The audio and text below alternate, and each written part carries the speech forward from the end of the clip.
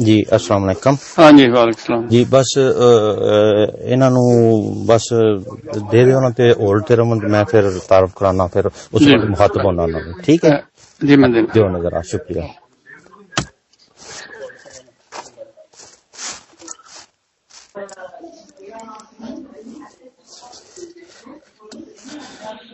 Hello السلام علیکم. جی السلام علیکم. بس ایک منٹ تسی صرف ہولڈ کرنا, میں ذرا تعارف کرانا ہے تو اس تو بعد پھر مخاطب ہونا. جی جی جی بسم اللہ الرحمن الرحیم. الف اللہ چمبے دی بوٹی میرے مرشد من وچ لائی ہو. الف اللہ چمبے دی بوٹی میرے مرشد من وچ لائی ہو. نفی اسباد دا پانی ملیا ہر رگے ہر جائی ہو.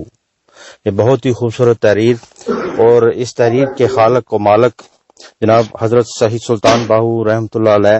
اور آج ہماری خوش قسمتی کے ریڈیو پاک لنک کے پروگرام میں ہمارے ساتھ ایک ایسی شخصیت اپنی آواز کو شامل کر رہی ہیں جنہوں نے اپنے کردار سے, اپنی باتوں سے اور اپنی خدمت سے اپنے تمام لوگوں کو, جتنے بھی ان کے معتقد ہیں, ان کو قائل کیا.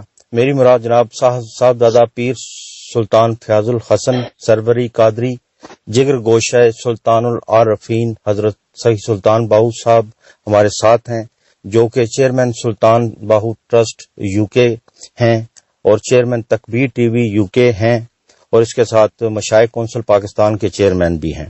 آج ہماری خوش قسمتی کے ریڈیو پاک لنک کے پروگرام میں وہ شامل ہو رہے ہیں, اور ہمارے ریڈیو پاک لنک کی ٹیم میں چودھری لیاقت صاحب جو کہ چیئرمین ریڈیو پاک لنک ہیں, اور ڈائریکٹر ملک بوٹا صاحب, اور میں ظفر شیخ. جناب آپ کو السلام علیکم کہتا ہوں اور آداب عرض بجا لاتا ہوں. وعلیکم السلام. اور بہت بہت شکریہ آپ کا کہ آپ نے ہمارے پروگرام کو رونق بخشی, خوبصورتی بخشی, اور آپ اپنی آواز سے یہاں جتنے بھی ریڈیو پاک لنک سننے والے ہیں کوپن ہیگن میں, ڈینمارک میں اور پوری دنیا میں یہ پروگرام ابھی آن ایئر جاتا ہے اور لوگ سنتے ہیں, اور یہ ان سب کی خوش قسمتی بھی ہے کہ آج آپ کی آواز وہ سن رہے ہیں. اور آپ اور تمام ہم سب تمام کی طرف سے آپ کا بہت بہت شکریہ کہ آپ نے ٹائم بھی دیا ہمیں. جی پیر صاحب, تو سب سے پہلے ایک ضمناً سوال ہوتا ہے کہ آپ ماشاءاللہ پاکستان میں رہتے ہیں اور انگلینڈ میں بھی آتے جاتے رہتے ہیں, اور یہ ہماری خوش قسمتی ہے کہ آج ڈینمارک کی سرزمین میں آپ کے قدم مبارک آئے ہیں. اور میں یہ اپنی کہہ لیں کہ بدقسمتی سمجھتا ہوں کہ میں آپ کی زیارت نہیں کر سکتا کچھ پیشہ ورانہ مجبوریوں کی وجہ سے, اس لیے آپ کو بس زحمت دی ٹیلی فون کال کے ذریعے. تو بہت بہت شکریہ آپ کا. تو سب سے پہلے تو یہ تھوڑا سا اگر میرے تعارف میں کچھ کمی بیشی رہ گئی ہے تو آپ تھوڑا سا اپنا تعارف خود کروا دیں, تاکہ اگر کوئی کمی بیشی رہ گئی ہے یا کوئی ایسا الفاظ جو میں بیان نہیں کر سکا تو آپ خود اپنی زبانی ذرا ہمارے سننے والوں کو بتا دیں, تو پھر آگے بات کا سلسلہ شروع کرتے ہیں. جزاک اللہ خیر. بڑی آپ کی محبت ہے, آپ کے الفاظ آپ کے دل کی ترجمانی کر رہے ہیں. جی میرے لیے یہی تعارف کافی ہے کہ حضرت سلطان العارفین سلطان باہو قدس سر العزیز کے خون کی نسبت ہے میرے پاس. باقی تو ڈیوٹی ہے جو میں بھی کر رہا ہوں, بہت سارے لوگ کر رہے ہیں. یہ بڑی ہمارے لیے عزت کی بات ہے کہ ہم رسول اللہ صلی اللہ علیہ وسلم کے نوکر ہیں, اور حضور پاک صلی اللہ علیہ وسلم نے ہمیں اپنی نوکری کے لیے قبول کیا, اور پوری دنیا میں جا کر ہم سرکار دو عالم صلی اللہ علیہ وسلم کا پیغام محبت دیتے ہیں. اور دلوں کے جوڑنے کا سلسلہ ہے جو ہم کر رہے ہیں.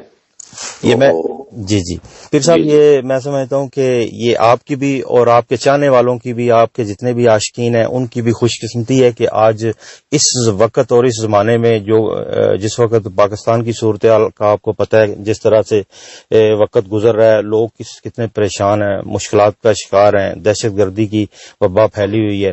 تو اس وقت اگر آپ ثابت قدم ہو کر اپنے عاشقین کو, اپنے چاہنے والوں کو راہ راست پر لا رہے ہیں اور ان کو سیدھا راستہ دکھا رہے ہیں, تو یہ میں سمجھتا ہوں کہ اللہ تعالیٰ کی طرف سے, حضور پاک صلی اللہ علیہ وسلم ان کی طرف سے, اور آپ کے والد گرامی ان کی طرف سے یہ آپ پر بہت ہی بڑی یہ پیار اور شفقت ہے کہ آپ یہ سلسلہ چلا رہے ہیں. تو تھوڑا سا یہ ذرا آپ بتانا چاہیں گے کہ ایک تو یہاں آنے کا مقصد یا انگلینڈ میں جب آپ آتے ہیں تو یہ تھوڑا سا آپ اگر بتا دیں ہمارے سننے والوں کو کہ کیسا آنا ہوتا ہے اور کب آتے ہیں، یا کوئی اس طرح کا سلسلہ کیسے آپ کا ہے ادھر باہر آنے کا. جی، بسم اللہ الرحمن الرحیم. میں بہت آپ کا شکر گزار ہوں کہ آپ نے اپنے ریڈیو پر مجھے پاک لنک پر یاد کیا. جی. دراصل اس وقت آپ دیکھیں کہ اسلام کو سب سے زیادہ خطرہ جو ہے جی وہ کسی کافر طاقت سے نہیں ہے، خود کلمہ پڑھنے والوں سے، مسلمانوں سے. جی. اسلام کے نام پر بہت کچھ ہو رہا ہے. کاش جتنی طاقت ہم اسلام کے نام پر داغ لگانے کی کر رہے ہیں اتنی طاقت ہم اسلام کے دامن پر لگے ہوئے داغوں کو دھونے کی کوشش کریں. جی. تو میرا خیال ہے اس میں بڑی بہتری ہے. آج پوری دنیا میں دہشت گردی پھیلی ہوئی ہے. جی. اور بالخصوص نوجوانوں کو برین واش کر کے جہاد کے نام پر انہیں ایسی سرگرمیوں میں ملوث کیا جا رہا ہے جی. جس کی وجہ سے قتل و غارت گری اور دہشت گردی، برتاخوری، اغوا برائے تاوان جی. اور اس قسم کے کام ہو رہے ہیں. ٹھیک ہے. اور میں سمجھتا ہوں کہ اگر لوگوں کو اسلام کی صحیح تشریح مل جائے اور اسلام کی حقیقی جو تعلیمات ہیں ان سے آگاہی ہو جائے تو جو اسلام ملتے ہی السلام علیکم کہنے کی تلقین کرتا ہے کہ تم نے جب بھی کسی مسلمان سے ملنا ہے جی. اس کو اس یقین کے ساتھ ملنا ہے کہ تمہارا وجود اس کے لیے غیر محفوظ نہیں ہے، اس کی سلامتی اس میں ہے. جی. ادھر آپ السلام علیکم کہیں اور ادھر ہی بلاسٹ ہو جائیں، جی. اپنے ساتھ اور لوگوں کو بھی بلاسٹ کر لیں یا گن نکال لیں تو ظاہر ہے پھر یہ جو السلام علیکم کا مفہوم ہے وہ تو ختم ہو جاتا ہے. جی. جی بالکل. جب ہم کہتے ہیں السلام علیکم بھائی آپ پر سلامتی ہو جی. ورحمۃ اللہ وبرکاتہ، آپ پر اللہ کی رحمتیں اور برکتیں ہوں. جی. تو یہ اس لیے ہو رہا ہے کہ لوگ دین سے پوری طرح واقف نہیں ہیں. تو ہمارا جو میرے پیش نظر پاکستان سے انگلستان تک اور انگلستان سے یورپ تک اور یورپ سے امریکہ اور کینیڈا اور پوری دنیا میں جانے کا جو بنیادی مقصد ہوتا ہے وہ یہ ہے جی. جی. جہاں جہاں ہمارے مسلمان بھائی رہ رہے ہیں ان کو تعلیم کی طرف متوجہ کیا جائے، کیونکہ جب تک ہم اپنے آپ کو ایجوکیٹ نہیں کریں گے، جب تک ہم اپنے آپ کو تعلیم کی طرف نہیں لائیں گے تو ظاہر ہے یہ ایک بہت بڑی خامی ہے. حالانکہ جو منصب اس وقت اللہ تعالیٰ نے رسول اللہ صلی اللہ علیہ وسلم کی امت کو عطا فرمایا ہے جی. وہ کتنا بڑا ہے کہ آقا کریم صلی اللہ علیہ وسلم نے آخری خطبے میں یہ ارشاد فرمایا کہ جو کام پہلے نبی اور رسول کرتے تھے اب میری امت کرے گی. تو ظاہر امت میں وہ لوگ کریں گے نا جو صاحب علم ہوں گے، صاحب شعور ہوں گے، صاحب فیضان ہوں گے، صاحب نظر ہوں گے، اور ظاہر ہے ان کی دعاؤں میں بھی اثر ہوگا، ان کی کلام میں بھی اثر ہوگا، ان کے کردار میں بھی اثر ہوگا، ان کے اخلاق میں بھی اثر ہوگا. تو دراصل اس وقت ہم بکھرے ہوئے ہیں اس وجہ سے کہ ہمیں شعور قرآن نہیں ہے، شعور سنت رسول صلی اللہ علیہ وسلم نہیں ہے. الا ماشاء اللہ ہر قوم میں اچھے لوگ بھی ہوتے ہیں، برے لوگ بھی ہوتے ہیں، لیکن اجتماعی طور پر اگر ہم دیکھیں تو بہت ساری فرقہ واریت، بہت ساری دہشت گردی، بہت ساری لاقانونیت بدقسمتی سے اس وجہ سے ہے کہ ہمیں شعور دین نہیں ہے. اور اس شعور دین کے نہ ہونے کا سبب یہی ہے کہ جو بنیادی تعلیمات ہیں اسلام کی ان سے بھی آگاہی نہیں ہے. اگر آپ رسول اللہ صلی اللہ علیہ وسلم کا یہ فرمان غور سے سمجھنے کی کوشش کریں جس میں آپ نے فرمایا کہ ہر مسلمان مرد عورت پر علم حاصل کرنا فرض ہے. تو اب ظاہر کو یہ نہیں فرمایا گیا کہ اتنے درجے کا عالم بن جاؤ کہ تمہیں شیخ القرآن یا شیخ الحدیث کہا جائے. مقصد یہ ہے کہ کم از کم اتنا علم تو تمہارے پاس ہونا چاہیے کہ تمہیں حلال اور حرام کی تمیز ہو، تمہیں حق اور باطل کی تمیز ہو، تمہیں سچائی میں اور فریب کاری میں فرق کا پتہ چل جائے. اور یہ بے شعوری کا عالم یہ ہے کہ آپ دیکھیں لوگوں کے مسائل ہوتے ہیں، روحانی مسائل ہوتے ہیں، کئی پریشانیاں ہوتی ہیں، تو وہ لوگ اپنی پریشانیوں کے حل کے لیے جب نکلتے ہیں تو انہیں بالکل تمیز نہیں ہوتی کہ ہم کس کے پاس جا رہے ہیں. مثال کے طور پہ آپ پاکستان میں جائیں تو سڑکوں پر وہ بیٹھے ہوتے ہیں لوگ، طوطے انہوں نے پنجروں میں فال نکال رہے ہوتے ہیں. اب آپ مجھے بتائیں اب یہ شعوری طور پر کتنی پستی ہے ہماری کہ ہم وہ طوطا فال والوں کو بھی بابا جی کہہ کے پکارتے ہیں. وہ ملنگ گلے میں وہ ڈال کر پھر رہے ہوتے ہیں اور جی جی بھیک مانگ رہے تھے، ان کو بھی اللہ اصل کو میں بھی سمجھ لیتے جی ہیں۔ پیر صاحب معذرت کے ساتھ، اصل میں انہی لوگوں کی وجہ سے ہی آپ جیسی ہستیاں جس طرح پورے پاکستان میں جتنے بھی اولیاء کرام ہیں اپنے اپنے وقت میں وہ آئے اور اپنی پہچان اپنے کردار سے لوگوں کی پہچان بنے، اور اس وقت ماشاءاللہ آپ کے والد گرامی صاحب حضرت سخی سلطان باہو ایک پوری دنیا میں نام ہے ان کا، اور ان کے عاشقین کی تعداد میں روز بروز اضافہ بھی ہو رہا ہے، اور یہ سب سے بڑا ثبوت ہے کہ وہاں جا کر لوگوں کو سکون بھی ملتا ہے، ان کی مرادیں بھی پوری ہوتی ہیں، منتیں بھی پوری ہوتی ہیں، لیکن ان لوگوں کی وجہ سے ہی ہے۔ اچھا، جو آپ فرما رہے تھے کہ بنیادی تعلیم کی کمی ہے ہمارے ملک میں، ہمارے مسلمانوں میں، تو کیا یہ حکومت وقت کی ذمہ داری نہیں ہے، یا جو لوگ بھی برسر اقتدار ہیں یا خود یا مختار ہیں تعلیم کے حوالے سے، کیا ان کی یہ ذمہ داری نہیں ہے کہ لوگوں کو جیسے آپ یہ خدمت کر رہے ہیں تعلیم کے حوالے سے لوگوں کی، تو وہ کریں؟ اچھا دیکھیں، اب بات یہ ہے، جی میں ابھی ایک ریسرچ ریسنٹلی آئی ہے جی امریکہ کے کسی ریسرچ سینٹر میں ہوئی ہے، جی جس میں انہوں نے 50 ملکوں کی ایک لسٹ تیار کی ہے جی جی کہ اس وقت دنیا میں کہاں کہاں سب سے زیادہ اسلام کی ویلیوز جو ہیں ٹھیک ہے وہ عملاً نافذ ہیں۔ جی تو آپ حیران ہوں گے کہ 50 ملکوں میں مسلمان ملک صرف 2 ایسے ان کے نام ہیں جی جہاں کسی حد تک کوئی اسلامی ویلیوز موجود ہیں، ٹھیک اور ہے۔ آپ حیران ہوں گے اس میں سعودیہ کا نام نہیں ہے، پاکستان کا نام نہیں ہے۔ اچھا 33 نمبر پہ ملائیشیا ہے، ملائیشیا اور 48 نمبر پہ کویت ہے، کویت ہے۔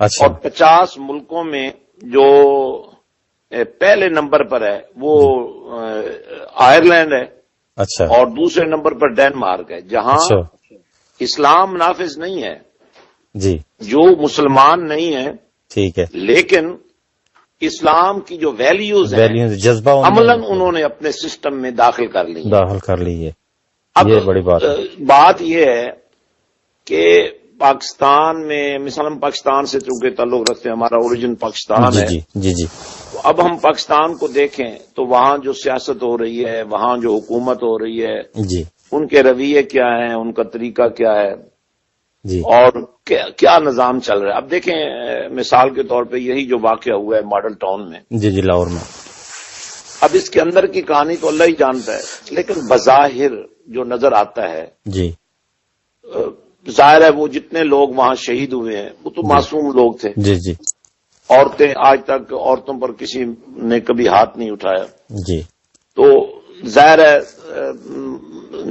پروفیسر صاحب کی سیاست اپنی جگہ پر ہے، جی جی اس سے لوگ اختلاف کر سکتے ہیں، لیکن معصوموں کو ذبح کرنے کا جی کسی کو حق تو نہیں ہے نا۔ جی جی بالکل، تو اب جب حکومت کا یہ معیار ہو یا اداروں کا یہ حال ہو تو ظاہر ہے اس میں حکومتوں میں بڑی خرابیاں ہیں، اس لیے ہمیں حکومتوں کے ساتھ ساتھ پرائیویٹ سیکٹر میں کام کرنا ہوگا، اور میں اس کی مثال دیتا ہوں، جیسے جی پاکستان میں پرائیویٹ سیکٹر نے ایک عام جو تعلیم ہے اس کو انگلش میڈیم کے حوالے سے جس طرح پروموٹ کیا ہے، میں سمجھتا ہوں اس کی ایک مثال نہیں ملتی ہے۔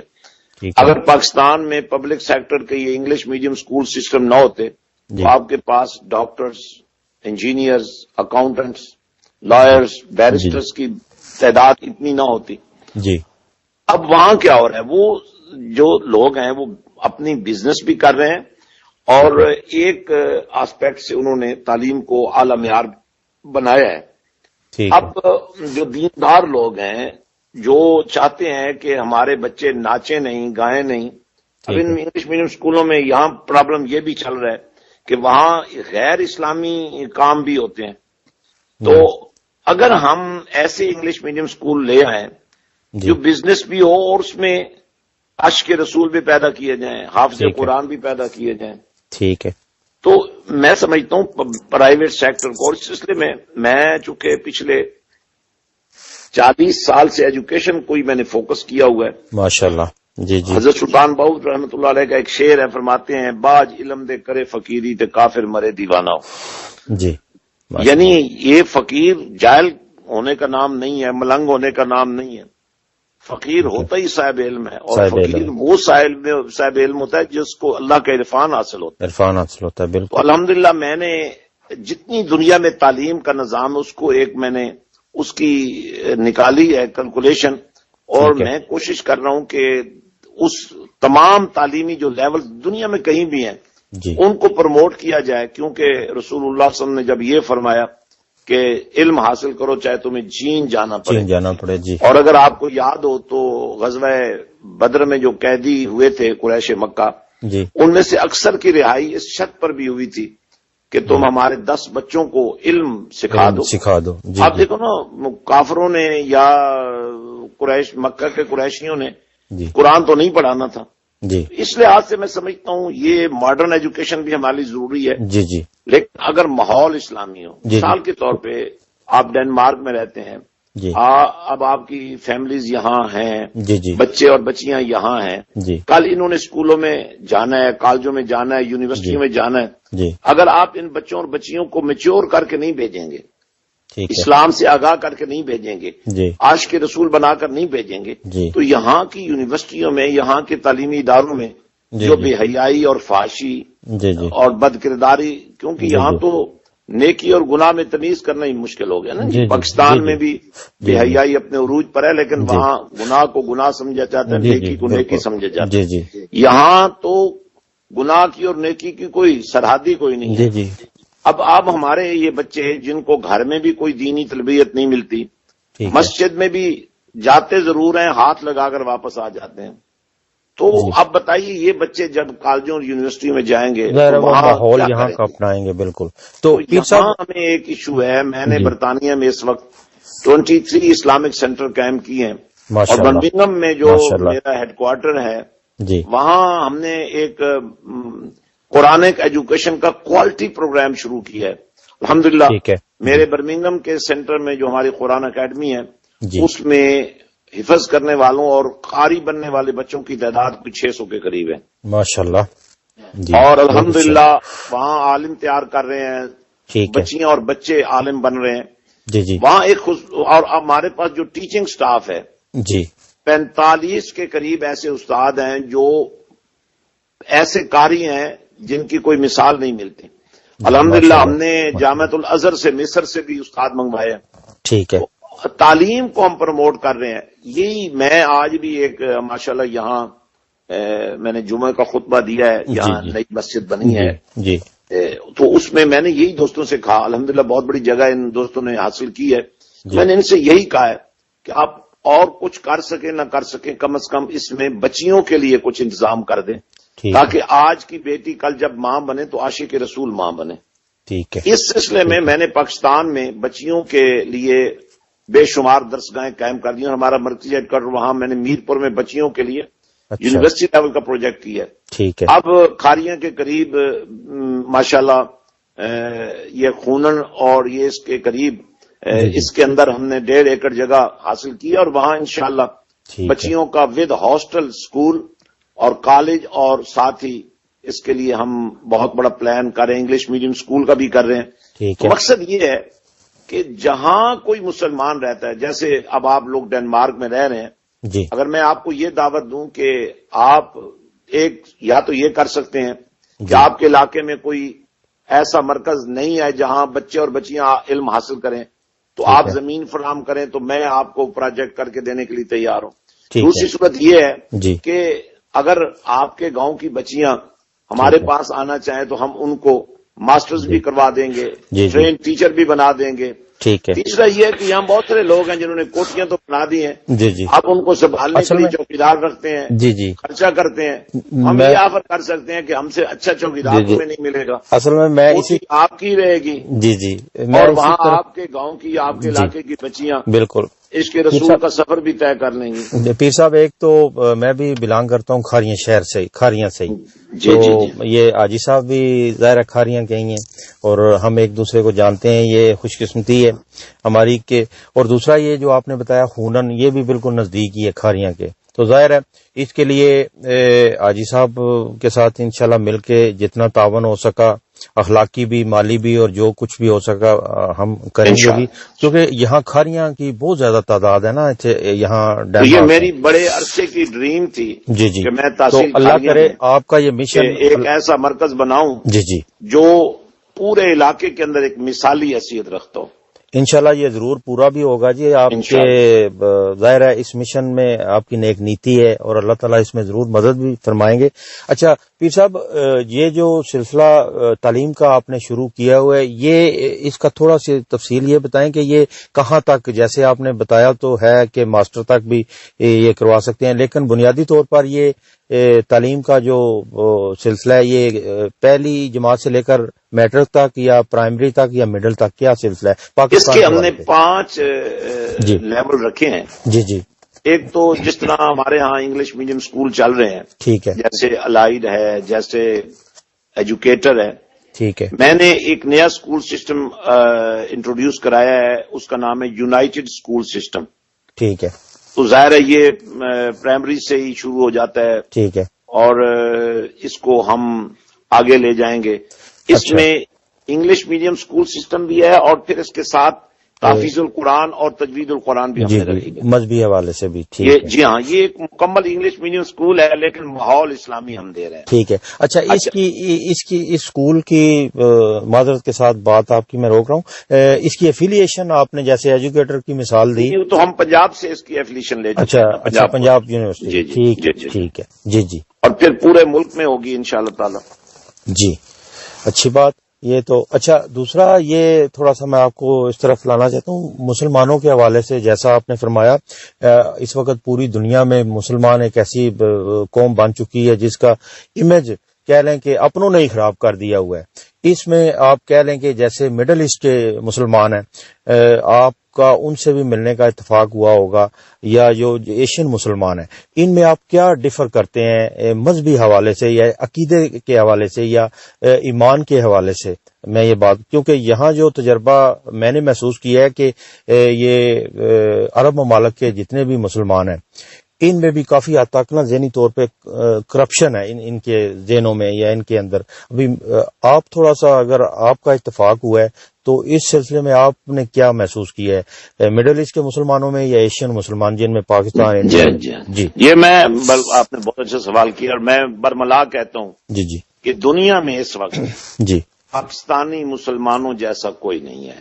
عشق رسول ہو، جی جی، خدا ترسی ہو، مہمان نوازی ہو، قربانی ہو، دنیا کے کسی کونے میں مسلمان پریشان ہوتے ہیں تو پاکستان کا مسلمان، جی جی، چاہے وہ ان پڑھ ہے چاہے وہ بے نماز ہے، لیکن جب بات قربانی کی آتی ہے تو پیچھے نہیں ہوتا، سب سے اگلی صف میں کھڑا ہوتا ہے۔ جی تو اب یہی وہ لوگ ہیں جو آج جھنڈا اٹھا کے کھڑے ہو گئے ہیں۔ دیکھیں دہشت گردی کا مقابلہ جس جوان مردی سے ہماری فوج کر رہی ہے، ٹھیک ہے، ہماری عوام کر رہی ہے، اور آج آپ دیکھیں یہ دہشت گردی کے خلاف جو ضرب عزم شروع ہوئی ہے، جی جی، اس کے پیچھے بھی عشق رسول بول رہا ہے۔ یہ جو نام رکھا گیا ہے، جی جی، جس بندے نے یہ آپریشن کا نام رکھا ہے، جی، اب میرا اس شخص سے ڈائریکٹ رابطہ ہے۔ جی، میں نے اپنی زندگی میں ایسا عاشق رسول جرنیل نہیں دیکھا کوئی دنیا میں۔ جی، کیا تو مطلب یہ ہے کہ یہ جو جذبے ہوتے ہیں نا وہ ختم نہیں ہوتے، اور یہ سرزمین اولیاء کاملین کی سرزمین ہے جنہوں نے اس زمین پر چپے چپے پر عشق رسول کا نور پھیلایا ہے۔ اور آج بھی اس کو آپ اختلاف کر سکتے ہیں کہ دربار پر تھیٹر نہیں ہونا چاہیے، سرکس نہیں ہونا چاہیے، لوگوں کو مزاروں کی حاضری کا طریقہ آنا چاہیے، غیر شرعی حرکتیں نہیں ہونی چاہیے، لیکن اس میں بھی کوئی شک نہیں جہاں کسی اللہ کے بندے کا ڈیرا لگ گیا وہاں آج بھی اللہ کی رحمتیں برس رہی ہیں۔ جی بالکل۔ اور یہ جو تربیت ہوئی ہے ہمارے برے صغیر پاک و ہند کے مسلمانوں کی، یہ ختم کرتے کرتے بھی ابھی صدیاں لگ جائیں گی، یہ ختم ہونے والی نہیں ہے۔ اور یہی ہماری کاوش ہے کہ ان نوجوانوں کے دلوں پر دستک دی جائے اور ان کو بتایا جائے کہ تمہارے آبا و اجداد کس طرح کے عاشق رسول لوگ تھے۔ جی تو پیر صاحب تھوڑا سا دربار کی طرف آتے ہیں کہ یہ سلسلہ صدیوں سے چل رہا ہے اور انشاءاللہ تعالی یہ چلتا ہی رہے گا اور بڑھتا ہی رہے گا، یہ اضافہ ہوتا رہے گا لوگوں کی عاشقوں کی تعداد میں۔ تو یہ جو سلسلہ آپ یہ سارا ایک تو تعلیم کے حوالے سے آپ خدمت کر رہے ہیں لوگوں کی، اور اس کے ساتھ ساتھ دربار کے ساتھ جو لوگ وہاں جاتے ہیں، اور یہ سارا سلسلہ یہ آپ سارا خود مینج کرتے ہیں یا کوئی اس کے لیے آپ نے اپنے ساتھ کوئی رکھے ہوئے ہیں، جس طرح ہوتا ہے یہ سلسلہ اتنا بڑا؟ میں کرتا ہوں. دیکھیں، حضرت سلطان العارفین سخی سلطان باہو سرکار پچھلے 400 سال سے جی آپ کا نام، آپ کا کلام، جی آپ کی تعلیمات لوگوں کے لیے مشر راہ ہیں. جی بالکل. صدیوں سے لوگ پشت در پشت لوگ پیدل، آپ کو یاد ہوگا آپ کے علاقے سے پیدل لوگ جایا کرتے ہیں. بالکل جاتے رہے ہیں. تو یہ عقیدت اور محبتیں جو ہیں یہ صدیوں سے چل رہی ہیں. جی. حضرت سلطان العارفین کی ایک خصوصیت یہ ہے کہ انہوں نے اپنی زندگی میں ہی حضرت امام علی مقام حضرت امام حسین رضی اللہ عنہ کا عرس مبارک جی پہلی محرم سے لے کر 10 محرم تک یہ واحد دربار ہے. جی. ہر دربار پر عرس تو ضرور ہوتا ہے لیکن صاحب مزار کا، لیکن یہ واحد دربار ہے جہاں عرس امام علی مقام منایا جاتا ہے. اور جب میں نے حضرت سلطان بہو سرکار کی تعلیمات پڑھی تو مجھے یوں لگا جیسے انہوں نے اس فرمان رسول صلی اللہ علیہ وسلم کی تشریح کی ہے جس میں اللہ کے رسول صلی اللہ علیہ وسلم نے فرمایا تھا جی الحسین منی و انا من الحسین، جی کہ لوگوں حسین کو ڈھونڈنا ہو تو مجھ میں ڈھونڈ لیا کرو اور مجھے ڈھونڈنا ہو تو حسین میں ڈھونڈ لیا کرو. ماشاءاللہ. حضرت سلطان بہو سرکار کے دربار پر یہ صدیوں سے عرس حسین پاک ہو رہا ہے. کلمات حسین وہاں لوگوں تک پہنچائی جاتی ہیں اور ذکر حسین اس طرح کیا جاتا ہے جس طرح میرے آقا حسین نے سر سجدے میں کٹایا تھا، اور اس انداز میں شریعت کے پیرے میں قرآن کی تلاوتیں ہوتی جس انداز میں میرے آقا حسین نے نیزے کی انی پہ چڑھ کے قرآن سنایا تھا. جی.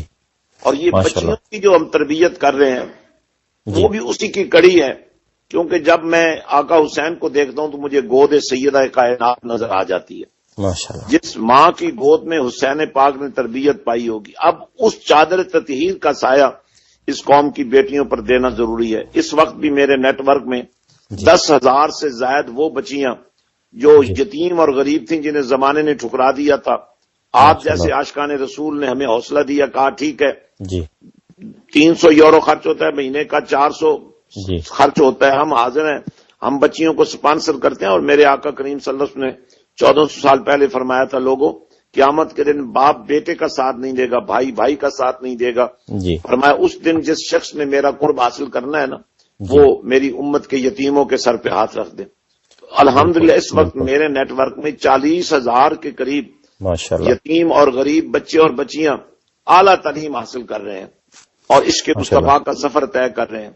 تو میں نے اپنے دربار پر بھی اسی مشن حسین کو جاری کیا ہے. یہ تاریخ کا یہ پہلا باب ہوگا جو کھلے گا. میں وہاں اپنے آستانے پر ایک عظیم و شان مسجد حسین کے نام سے بنا رہا ہوں جی. جس میں 10,000 مصلے بچھائے جا رہے ہیں ماشاءاللہ.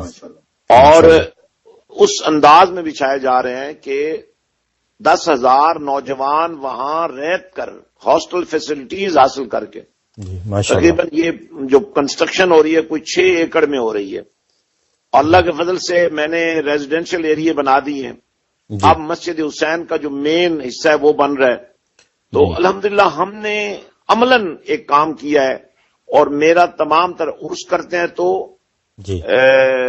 جلسہ کرتے ہیں تو ملاقات کرتے ہیں تو ڈنمارک آتے ہیں تو انگلستان جاتے ہیں تو ہمارا ایک مشن ہوتا ہے کہ تعلیم کا فروغ ہو، تعلیم کا نور لوگوں کے دل تک پہنچے.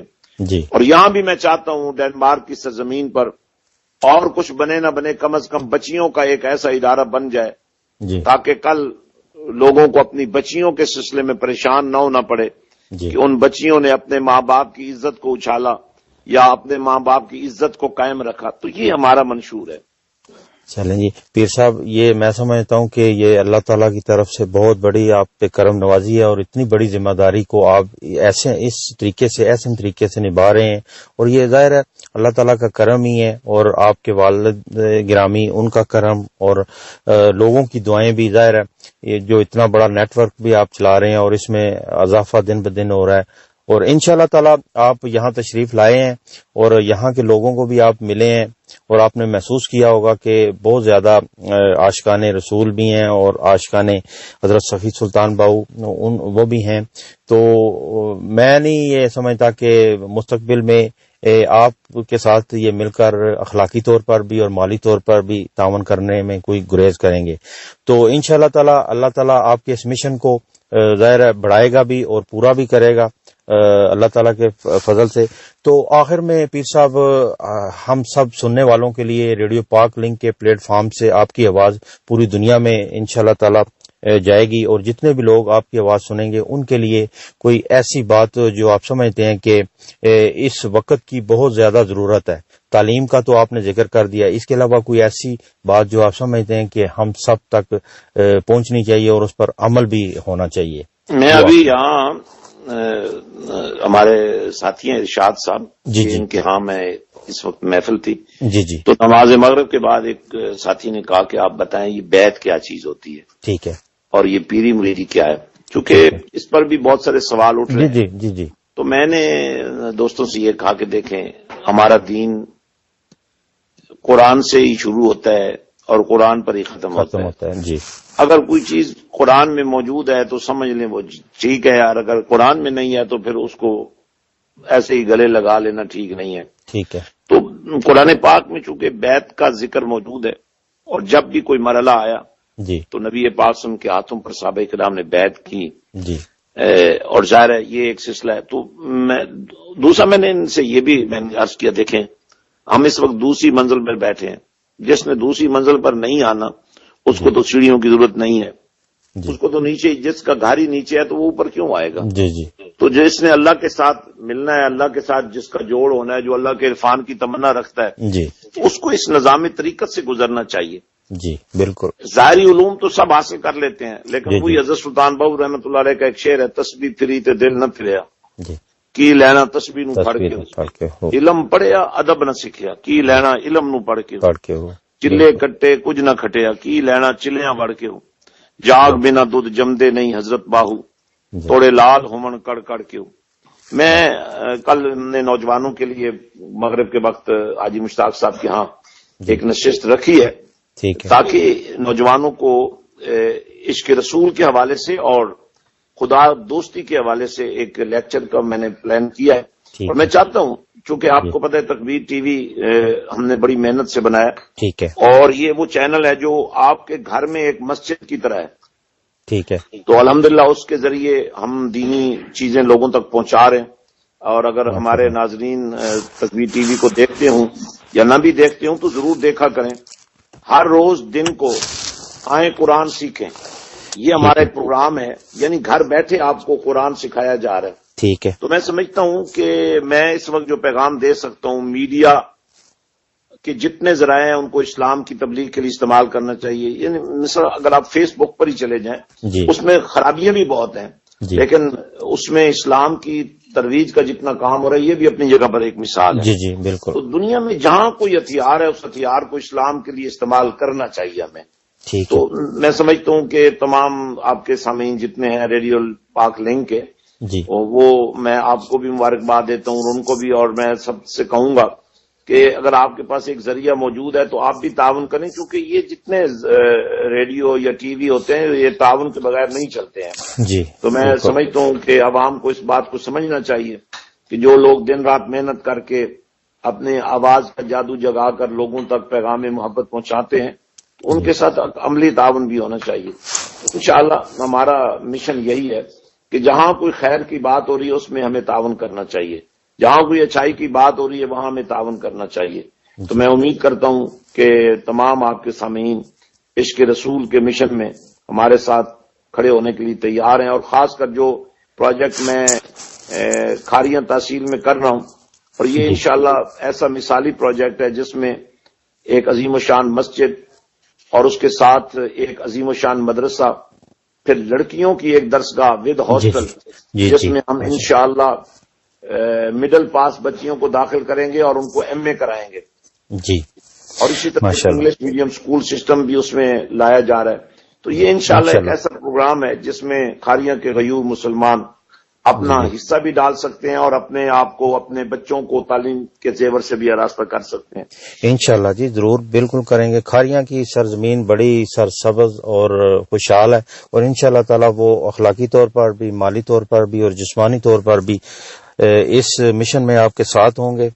تو پیر صاحب بہت بہت شکریہ آپ کا, آپ نے ریڈیو پاک لنک کو ٹائم دیا اور اتنی اچھی باتیں. میں سمجھتا ہوں کہ میں تو بہت زیادہ انسپائر ہوا ہوں, کیونکہ آپ نے جو ایک ریسورس رکھا ہوا ہے تعلیم کے حوالے سے جو آپ نے فرمایا, یہ میں سمجھتا ہوں ایک اس زمانے کی بہت بڑی ایک جہاد ہے, اور اس میں اللہ تعالیٰ آپ کو کامیاب بھی کرے, اور انشاءاللہ تعالیٰ آپ کا یہ مشن اسی طرح بڑھتا رہے گا, چلتا رہے گا. بہت بہت شکریہ آپ کا. جی جزاک اللہ. میں جی. بھی یہ چاہتا ہوں, یہ جو آج اسپیچ آپ نے کیا ہے سلسلہ, جی جی یوٹیوب پہ آپ کے پاس تو ریکارڈ ہوگی.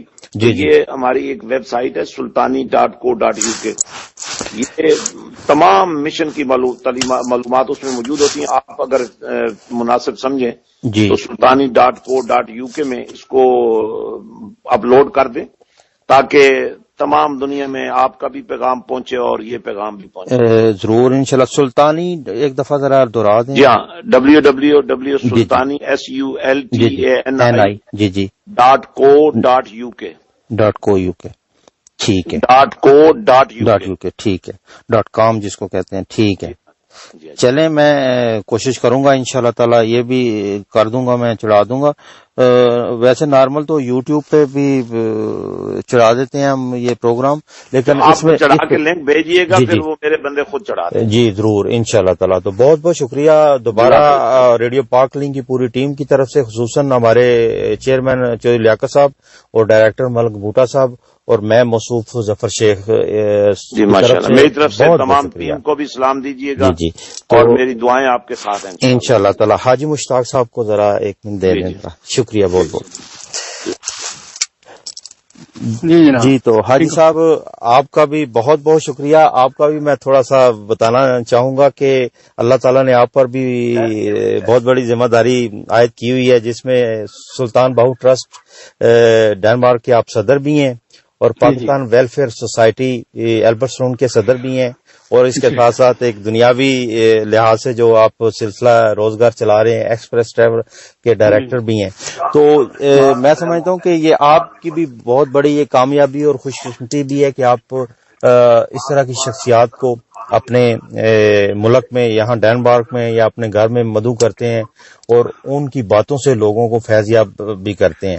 تو حاجی صاحب آپ نے کیسا محسوس کیا پیر صاحب کو کہ یہاں وہ تشریف لائے, اور آپ کے چاہنے والے بھی, آپ کے دوست احباب بھی لوگ ان سے ملنے کے لیے آئے, تو آپ نے کیسا محسوس کیا ہے؟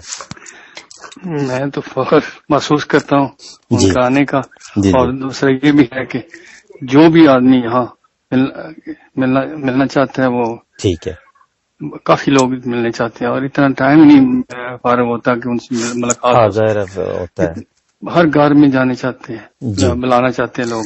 اس کے بعد جلسے بھی ہیں مسجد میں, جمعہ پڑھا, کل عید میلاد النبی کا خطاب کریں گے. ٹھیک ہے. تو چلو کتنے سالوں سے یہاں آ رہے ہیں, ہمارے پاس ہی آتے ہیں اللہ کے فضل سے. ٹھیک ہے. اور پاکستان میں بخاری میں ہمارا جو دفتر ہے, جی ان کا ہیڈ کوارٹر ہے وہاں. ٹھیک ہے.